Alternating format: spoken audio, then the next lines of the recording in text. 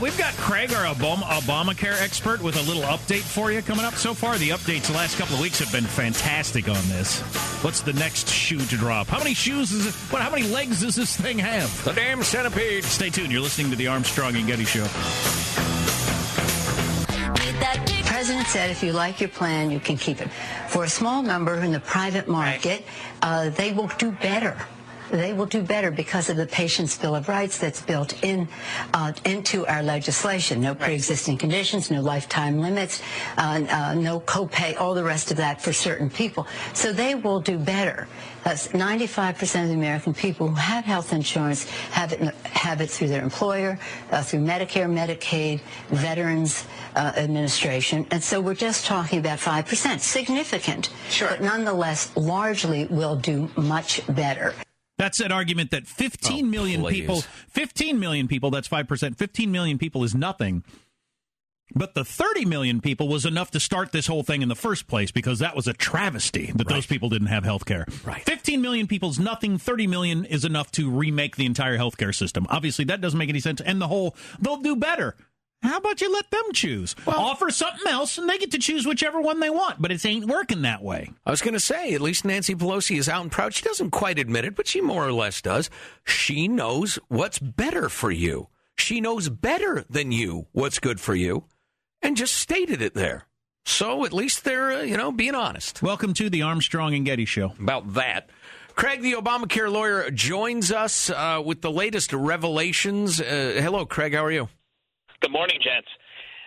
Yesterday, Joe, you spoke about, these death spirals probably won't end up killing the law. The government will just raise taxes on all of us, carry it along. Right. And the HHS can just write more regulations or they'll pass more laws to make that manifest. And I nearly spit out my coffee because I realized we haven't talked about that's already written in the law. So in the law, there's a wonderful Orwellian-sounding thing called risk corridors and transfer payments. And it's just a classic corporate welfare situation whereby all of the insurers that were going to go into the exchange had to give HHS an estimate of what they thought their costs would be.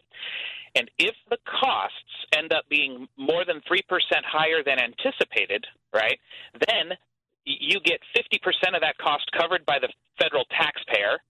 And if the costs end up being more than 8% higher than the insurers guesstimated, you get 80% of that price tag picked up by yours truly, the federal taxpayer. So as I listened to your show this morning, I thought, I think I'd rather have the Richie Incognito treatment. This is so bad. So there's no such thing as a death spiral then for the government health care plan. If you're a private insurance company, you could get into a death spiral. You have more sick people taking than healthy people paying in. But it can't happen in the government because there's a back door out with the taxpayer. So people need to quit talking about the death spiral because they can't happen. Yeah. Well, remember, it's private insurers that are in these exchanges, and the upshoot of it is, no matter how bad things get, 80% of the losses will be picked up by the taxpayer. So, So it's worth mentioning the death spiral, but you also have to say, and taxpayers will pick up that bill and bail them out. But that'll get lost in the whole discussion. It's too complicated, and half the people don't pay taxes anyway, so they don't care. So, I don't think it's as politically damning as it ought to be. Wow! Because as I listen to you guys, I think, wow, you guys haven't even read the law, but you are predicting what's already in there. It's beautiful. Well, and they all knew it, didn't they? They knew exactly what they were doing. They knew all these people were going to get booted off. They knew that it wasn't financially sustainable, but it doesn't matter, so they wrote that into it. They knew all this, right? And well, that leads us to what we got to talk about. What happened in California? Beautiful. Hit it. So you've mentioned and you've, I think, played the clips where the PR talking point last week was, hey, listen, if your insurance company drops your plan, that's because there's some bad apples. We aren't, that's not the government's doing. Well, at least in California, that is patently false. This just broke last week, and I sent you guys the link. You can link up to the language. The California State Exchange mandated that any insurer participating in that exchange had to, by law, cancel individual policies that were not compliant with Obamacare mandates effective 2014. It actually forced it. So at least in California, when they say, this was an insurer's choice, not really. It was forced on them by contract if they wanted to participate in this boondoggle. And the insurers said, well, we can't do that. It'd be too expensive to give, for instance, maternity care to a 25-year-old dude. Yeah, but as you've pointed out, that's no big deal because this is really just a large transfer payment from some people to other people with respect to health care. Right. So California managed to out-Obama federally. They really did. I'm actually skeptical as to whether or not Obama knows California forced that issue.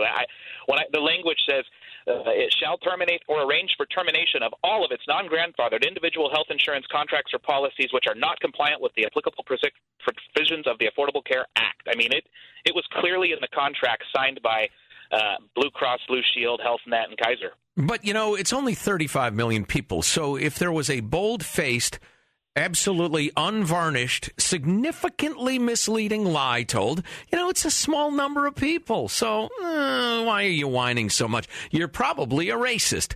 Craig, the Obamacare lawyer, on the line. We've got a link to Craig's website if you need more information, because this is what he does. Anything else? We've got 30 seconds, Craig. Anything else we got to have from you? No, guys, keep it up. You guys do a great job. I just listen and try and fill in the cracks where. Well, thank you. We and the listeners really appreciate that. All right, hey, kick in for Fisher House, Craig. Okay. I will. It's on the radar here as soon as I get to a desk. I know you will, bud. Thanks, man. Yeah, give to Fisher House. We're at 5% of our goal